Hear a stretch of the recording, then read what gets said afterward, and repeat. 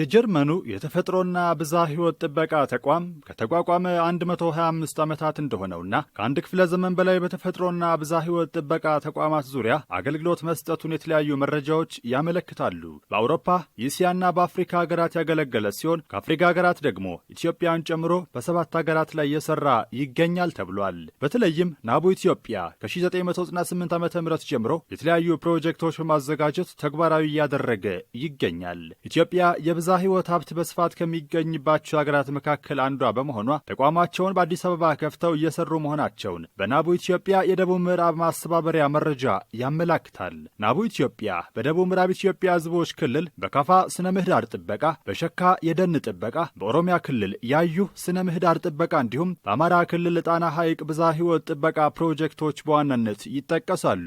ድርጅቱ ህብረተሰቡን፣ ባለሀብቶችንና በየደረጃው ያሉ የመንግስት ተቋማትን በማሳተፍ የብዝሃ ሕይወት ጥበቃ ስራዎችን እያከናወነ ይገኛል። ሰላም የዝግጅታችን ተከታታዮች፣ ናቡ ኢትዮጵያ ከሚዛን ቴፒ ዩኒቨርሲቲ ጋር በመተባበር በደቡብ ምዕራብ ኢትዮጵያ ህዝቦች ክልል ካፋና ቤንች ሸኮ ዞኖች ካሉ ወረዳዎች መካከል ጊምቦ፣ ገዋታና ሼቤንች ላይ በውሃ አዘል መሬቶች ላይ የዳሰሳ ጥናት አድርጓል። የዳሰሳ ጥናቱንም የሚመለከታቸው አካላት በተገኙበት በቦንጋ ከተማ አካሂዷል። የዝግጅታችን አካል አድርገነዋል። አብሮነታችሁም አይለየን።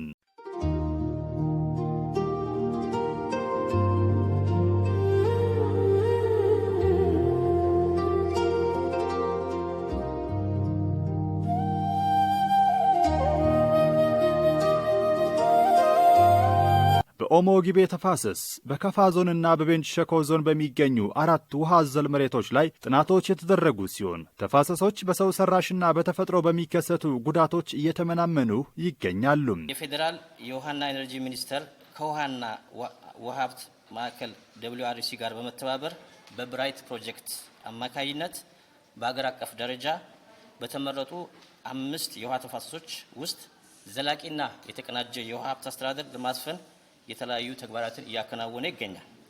ከነዚህ ተፋሰሶች ውስጥ ኦሞ ጊቤ ቤዝን በክልላችን የሚገኝ ተፋሰስ ሲሆን በዚህ ተፋሰስ ውስጥ ለማህበረሰቡ ማህበራዊ፣ ኢኮኖሚያዊ ጥቅምና የሚያስገኙ በርካታ የልማትና የተፈጥሮ ሀብት ጥበቃ ስራዎች በመከናወን ላይ ይገኛል። በተለይም በኦሞ ጊቤ ተፋሰስ ውስጥ በሚገኘው የወሺ ንዑስ ተፋሰስ ውስጥ የሚኖረውን የማህበረሰብ ተጠቃሚ ለማድረግ የተለያዩ የልማትና የአካባቢ ጥበቃ ስራዎች እየተሰሩ ይገኛሉ። በዚህ መሰረት በፓይለትነት በተመረጠው የከፋ ዞን ጊምቦና ገዋታ ወረዳዎች እንዲሁም በቤንች ሸኮ ዞን ሼቤንች ወረዳ የሚገኙ የውሃ አዘል መሬቶች ላይ ላለፉት 5 ወራት በናቡ ኢትዮጵያ ቦንጋ ቅርንጫፍ ያለው እየተጠና ይገኛል። ውሃ አዘል መሬቶች ወይም በእንግሊዝኛ ዌትላንድ የሚባሉት ጥናቶች እንደሚያሳዩት ከጊዜ ጊዜ እየጠፉ ነው። በተለይ ከ1970 ጀምሮ እስከ 2020 አካባቢ ባለው ዓመተ ምህረት ውስጥ በዓለም ላይ ያሉ ዌትላንዶች 35% የሚሆኑ ዌትላንዶች ጠፍተዋል እና ይሄ ችግር ስላለ ነው ማለት ነው። የዌትላንዶች ጥቅም ደግሞ ብዙ ነው። በዓለም ላይ 8% ከቨር ያደርጋሉ። ከ6 እስከ 8% ቶታል ከቨሬጅ ኤሪያ ያላቸው ዌትላንዶች ግን የሚሰጡት ጥቅም ፋይዳቸው እኛ ከምናስበው በላይ ብዙ ነው። ለምሳሌ ውሃ ወደ ከርሰ ምድር እንዲገባ ያደርጋሉ። የሚመጣን ኃይለኛ ጎርፍ ያስታግሳሉ። ውሃን በመያዝ ካርበንን ይሄ ካርቦን ዳይኦክሳይድን ስቶር ስለሚያደርጉ ካርበን ፖቴንሻል ስላላቸው ወደ አካባቢ ላይ ሄዶ ሙቀት የሚፈጥረውን እንትን ስለሚያስቀሩም ይሄ ክላይሜት ቼንጅን ሬጉሌት ለማድረግ ወይም ደግሞ የአየር ንብረት ተጽዕኖን ለመከላከልም ትልቅ እንትን አላቸው። ከዛ ባለፈም ደግሞ ከብዝሃ ሕይወት አንጻርም ስናያቸው በርካታ ብዝሃ ሕይወቶች ፕላንትም፣ አኒማልም፣ የወፎችም ዋይልድ ላይፎችም በብዛት የሚገኙባቸው ስለሆነ ይሄ ከጊዜ ጊዜ እየተመናመነ ስለመጣ ኢትዮጵያ ውስጥም በከፍተኛ ሁኔታ ስላለ ከኦቨር ግሬዚንግ ወይም ከልቅ ግጦሽ መሬት እርሻ መሬቶች መስፋፋት ከፖሊሲና ኢንስቲትዩሽን አለመኖሩ እነዚህ ችግሮች ስላሉ ይሄ የዳሰሳ ጥናት እንዲዘጋጅ ወይም እንዲሰራ በናቡ ኢትዮጵያ በኩል ያው በላንድ ኤንድ ወተር ሴንተርና በውሃና ኢነርጂ ሚኒስቴር አማካኝነት እንደ ሚዛን ቴፒ ዩኒቨርሲቲ ጥናት ጀምረናል ማለት ነው። ውሃ አካላትን ካልጠበቀን የውሃ ተቋማት ላይ እየደረሱ ያሉ ጉዳቶች ስንመለከት በጣም አሳሳቢ ነው። ስለ ውሃ ስናነሳ ውሃውን ካልጠበቅ ውሃን ለመጠጥ መጠቀም አንችልም። ውሃን ለምንፈልገው ዓላማ መጠቀም አንችልም። በተለይ እነዚህ የውሃ አዘል መሬቶችን ለእርሻ ፐርፐዝ ለተለያየ ዓላማ በመውሰድ በአሁኑ ሰዓት ችግር ውስጥ ይገቡ ነው ያሉት። ናቡ ኢትዮጵያ ውሃ አዘል መሬቶች ተገቢውን አገልግሎት እንዲሰጡ ከከፍተኛ የትምህርት ተቋማት ጋር የሚሰራው ተግባር ተጠናክሮ መቀጠል አለበት። እንግዲህ የውሃ አዘል መሬቶች ለውሃ ጥበቃ፣ ለብዝሃ ሕይወት ጥበቃ፣ ለአየር ንብረት መረጋጋትና ለአካባቢ ማህበረሰብ ኑሮ መሻሻል ከፍተኛ አስተዋጽኦ ያበረክታሉ። ይሁን እንጂ ቅድም እንደገለጽኩት እነዚህ ሀብቶች በሰው ሰራሽና በተፈጥሮ ችግር ውስጥ ላይ ይገኛሉ ማለት ነው።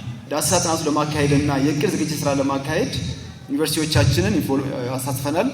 በዚህ መሰረት የተከዜ ላይ መቀሌ ዩኒቨርሲቲ፣ አባይ ላይ ባህር ዳር ዩኒቨርሲቲ፣ ኦሞ ግቤ ላይ ደግሞ መቀሌ ሚዛን ቴፒ ዩኒቨርሲቲ የቴክኒካል ስራዎችን አብሮ ይሰራሉ፣ ያግዙናል ማለት ነው።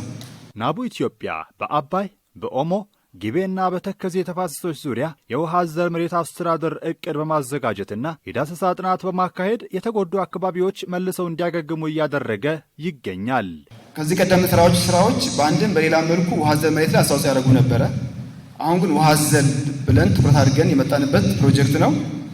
እንደምታውቁት ይሄ አካባቢ የሁለት ትልቅ ተፋሰሳት የውሃ መነሻ ነው። ስለዚህ እዛ ላይ መስራታችን ብዙ ጥቅም ለአካባቢውም ለሀገርም ለጎረቤት ሀገራትም የሚሰጡ አስተዋጽኦ ብዙ እንደሆነ ሁላችሁም ታውቃላችሁ። ይሄ ፕሮጀክት የተጀመረው የውሃና የመሬት ሀብት አስተዳደር WRC የሚባለው መስሪያ ቤት ኤንጂኦ ከአውሮፓ ህብረትና ከኔዘርላንድስ ኤምባሲ ባገኘው ብር ከውሃና ኢነርጂ ሚኒስቴር ጋር በመሆን ፕሮጀክት ጀምረዋል። በ5 ተፋሰስ ላይ ልክ ነኝ? በ5 ተፋሰስ ላይ እና ከዛ ውስጥ በዚህ ስራ ላይ ብዙ ስራዎች አሉ። አንዱ ስራ የውሃ አዘል መሬቶች ስራ ነው። እሱም በተመለከተ ያለውን ስራ ለእኛ ለናቡ እና ለሌላ ዌታ ኢንተርናሽናል እና ለኤንጂኦ ስራ ተሰጥቶት እኛ የውሃ አዘል መሬቶች ላይ የምንሰራቸው ስራዎች አሉ። እኛ በራሳችን ሁሉ መስራት ስለማንችል ስራዎችን የተከፋፈልን እንሰራለን። እንደ ሀገር እኛ በ3 ተፋሰስ ላይ ነው ስራ የጀመርነው። በተከዜ ተፋሰስ ትግራይ ክልል፣ በአባይ ተፋሰስ አማራ ክልል፣ በኦሞ ግቤ ተፋሰስ ደቡብ ምዕራብ ክልል ላይ ስራ እንሰራለን። ትግራይ ላይ 3 ውሃ አዘል መሬቶች አሉ እንሰራባቸው። አባይ ላይ 5፣ ኦሞ ግቤ ላይ 4 አሉን። እነዚህ ስራዎች ስንሰራ የልማት ስራዎች አሉ፣ የጥናት ምርምር ስራዎች አሉ፣ የቅድመ ዝግጅት ስራዎች አሉ። ከዚህ አንጻር የሚሰበሰበው መረጃ በሳይንስ አንጻር ትክክል እንዲሆን ህብረተሰቡ ያሳተፈ እንዲሆን አብሮ የሚሰሩ አካላቶች አሉ።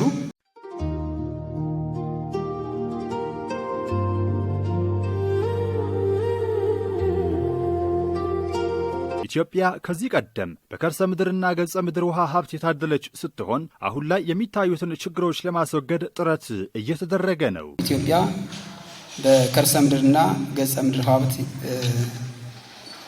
የታደለች ናት። የውሃ ማማ ናት ስለሚባል ማለት ነውና ነገር ግን በተለያየ ሰው ሰራሽና ቅድም እንዳሉት በተፈጥሮ ምክንያት ያለን ሀብት እየተመናመነ የውሃ እጥረት ያለባት ሀገር ሆናለች። ምክንያቱም ውሃን በመጠንም በጥራትም ካልጠበቅነው ለተለያየ ኢኮሲስተም ሰርቪስ ልናውለው አንችልም። መጠኑ እንዳለ ሆኖ ጥራቱ ከተጓደለ ለምንም አገልግሎት አናውለውም ማለት ነው። የተቀናጀ ውሃ አስተዳደርን ለማውረድ ፕሮጀክቶችን ቀርጾ በተለያዩ ቤዚኖች ላይ እየሰራ ይገኛል። አንዱና ዋናው እዚህ እየተተገበረ ያለው የብራይት ፕሮጀክት ማለት ነው። ይህንን መሬት ላይ ለማውረድ መጀመሪያ የሚያስፈልጉ ማኔጅመንት ኢንስትሩመንቶች አሉ። እነሱ በጣም ቤዚክ ናቸው። አንደኛው በፈር ዞን ነው። ኢትዮጵያ በፈር ዞን ፕሮክላሜሽን አልነበራትም። ያን የማጸደቅ ስራ ተሰርቶ አሁን ሬጉሌሽኑ እየተዘጋጀ ነው ያለው፣ ወደ ኢምፕሊሜንቴሽን ይገባል ማለት ነው። የእያንዳንዱ ሀብታችን በፈር ዞን ካስጠበቅን በዘላቂነት ውሃዎችን መጠቀምና ማልማት እንችላለን ማለት ነው። እሱ ስራ ተሰርቷል። ሌላኛው የቤዚን ሃይ ካውንስል ፕሮክላሜሽን ነው። በእያንዳንዱ ቤዚኑ በዘላቂነት ለመጠበቅና ለመንከባከብ እና ለተለያየ ዓላማ እንዲውል ለማድረግ የቤዚን ሃይ ካውንስል ተቋቁሞ ወደ ስራ እየተገባበት ያለበት ሁኔታ አለ። ሌላኛው የዚህ ጋር ሪሌት የሚያደርገው የዋተር ቦዲ ፕሮቴክሽን ሪሃቢሊቴሽንና ሪስቶሬሽን ጋይድ ላይኖች ተዘጋጅተዋል። ከዚህ በፊት ያልነበሩ ማለት ነው። እንዴት ነው ፕሮቴክት የምናደርገው? እንዴት ነው ሪሃቢሊቴት የምናደርገው? እንዴት ነው ሪስቶር የምናደርገው? በተለይ ዌትላንዶችን እንዴት ነው ሪስቶር የምናደርጋቸው? እነዚህን የሚያግዙ ኢንስትሩመንቶች አልነበሩ። አሁን ላይ ተዘጋጅቶ እየተሰራበት ያለበት ሁኔታ አለ። የስታንዳርዶች አልነበሩም እንደ ሀገር። ሚኒስትሪ ኦፍ ወተር ከተቋቋመ ጊዜ ጀምሮ በተለይ ሪሰርቸሮች ታውቁታላችሁ ይህን ችግር። አንድ ወንዝ ጤናማ ነው አይደለም ብሎ ለመገምገም ስታንዳርድ ያስፈልገዋል። እስካሁን ያልነበረን አሁን ግን አዘጋጅተን ወደ ስራ ገብተናል። ለአኳቲክ ላይፍ ለኢሪጌሽን እና ለሪክሬሽን የሚሆን ዋተር ኳሊቲ ስታንዳርድ ተዘጋጅቶ ወደ ስራ ተገብቷል። ውሃ አካላትና ውሃ አዘል መሬቶች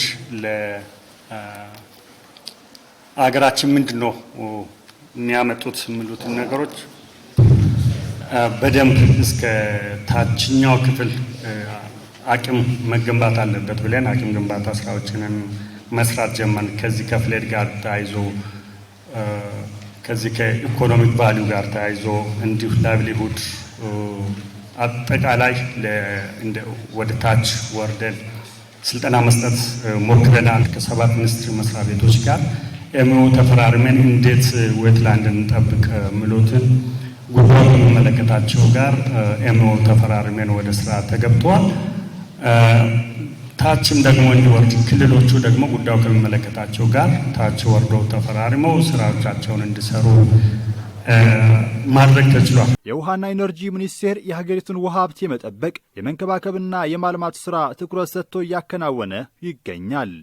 ውሃና ኢነርጂ ሚኒስቴር በተሰጠው ስልጣን መሰረት የሀገሪቱን የውሃ ሀብት የመጠበቅ የመንከባከብ የማልማትና ለተለያየ አገልግሎት እንዲውሉ ማስቻል ኃላፊነት አለበት። ከዚህ ውስጥ የዌትላንድ ወይም ደግሞ ውሃ አዘል መሬቶች አንዱ የውሃ አካላት ተብለው ከተለዩ ውስጥ አንዱ ነው ማለት ነው። ዌትላንድ እስካሁን ኢግኖር ተደርጎ የቆየ ትኩረት ያልተሰጠው ነገር ግን በጣም ቤዚክ የሆነ የውሃ መገኛችን የኢኮሲስተም ሰርቪሱን ደግሞ በደንብ ጠብቆ የያዘና በተለይ ላይቭሊሁድ ሳፖርት ላይ የሃይድሮሎጂካል ሬጉሌሽን ቅድም እንደቀረበው የባዮዳይቨርሲቲ ኮንዘርቬሽን ላይ ትልቅ ሚና ያለው ነውና መጠበቅ የሚገባን ሲሆን ነገር ግን አንዱ ተቋም ማንዴት አንጣፈ ዝራ ይላል። የአንዱ ተቋም ማንዴት ደግሞ መጠበቅ አለብን ሶርሳችን ነው ብሎ ይሰራልና እዚህ ላይ ትልቅ ኢንቴግሬሽን ያስፈልጋል። የቀረበው የዳሰሳ ጥናት ለሌሎች የምርምር ስራዎች ትልቅ እገዛ አለው። የጥናቱ ይዘት በአጠቃላይ እዚህ አካባቢ ያለውን የኢኮሎጂካል ኮንዲሽን በደንብ አድርጎ የቃኘ ነው። የብዝሃ ሕይወት ቫሊዩስ በደንብ አድርጎ ያየ ነው። ብዝሃ ሕይወት ሲባል ያው ብዙ ጊዜ በተለያየ መንገድ ሰዎች ይረዱታል። እኛ እስከ ጄኔቲክ ዳይቨርሲቲ አሰስመንት አልሄድንም። እዚህ ጋር ስፔሺሱን እና እዚህ ያለውን ኢኮሲስተሙን እዛ አካባቢ ያለው ዳይቨርሲቲ ምን ይመስላል፣ ይሄ ከዌትላንድ አንጻር እንዴት ይታያል ምናምን የሚሉትን ነገሮች በደንብ ዳሰን ጥልቅ የሆነ ግንዛቤ የወሰድንበት ነው። ዛሬ የተገኙ ፋይንዲንጎች በዋናነት በቀጣይ ለምናዘጋጀው ማኔጅመንት ፕላን እንደ ዋና ግብአት ሆነው ያገለግላሉ። ቀጣይ የምንሰራቸው ስራዎች ይኖራሉ። ለዛ እንደ ዋና ግብአት ሆነው እንጠቀማቸዋለን ነው። ኢቨን እዚህ ፖሊሲ አውጪዎች አላቸው፣ የክልልም የፌዴራልም። የፖሊሲ ግብአት የሚሆኑ ነገሮች ሊኖሩ ይችላሉ። ሆኖስ አንዳንድ የምትወስዷቸው ቴካዌይስ ሊኖሩ ይችላሉ፣ ከኛ ፋይንዲንግ ማለት ነው። ሪሰርች ላይ የምትሰሩ ሰዎች ለሪሰርች የሚሆን አይዲያዎች ልትወስዱ ትችላላችሁ። ማስተርስ ላይ ቴሲስ የምትሰሩ ፒኤችዲ ላይ ዲዘርቴሽን ያሰባችሁ ሰዎች ካላችሁ በጣም ኢምፖርታንት የሆነ ቶፒክ ስለሆነ ከዚህ ግብአት ትወስዳላችሁ። ይሄንን ስራ ደግሞ በሪሰርች እናንተ ደግሞ የበለጠ ታሳምሩታላችሁ፣ የተሻለ ስራ ትሰራላችሁ ተብሎ ይታሰባል ማለት ነው። የቀረቡትን መነሻ ሀሳቦች ማደራጀት ለቀጣይ የተሻለ ስራ መስራት ይጠበቃል። ተገቢ የሆኑ ግብአቶች በቀረቡ ሪፖርቶች ላይ ከሚመለከታቸው አካላት በሚመለከተው መልኩ ተሰጥቷል። ስለዚህ ያን ግብአት መነሻ በማድረግ ዩኒቨርሲቲው ማስተካከል ማካተት ያለባቸው ነጥቦች በማካተት ተገቢ የሆነ ሪፖርት ካዘጋጀ በኋላ ከምንም በላይ ትልቁ ነገር ደግሞ ያን ሪፖርት መነሻ በማድረግ ቅድም ያልኳችሁን የአስተዳደር እቅድ ወይም ማኔጅመንት ፕላንና የመልሶ ማገገሚያ ስራዎችን ለመስራት ማኔጅመንት ፕላን ይዘጋጃል ማለት ነው። ስለዚህ ያን ማኔጅመንት ፕላን ለማዘጋጀት ተገቢ የሆነ ግብአት ከዚህ ከወርክሾፑ ተገኝቷል የሚል እምነት አለኝ።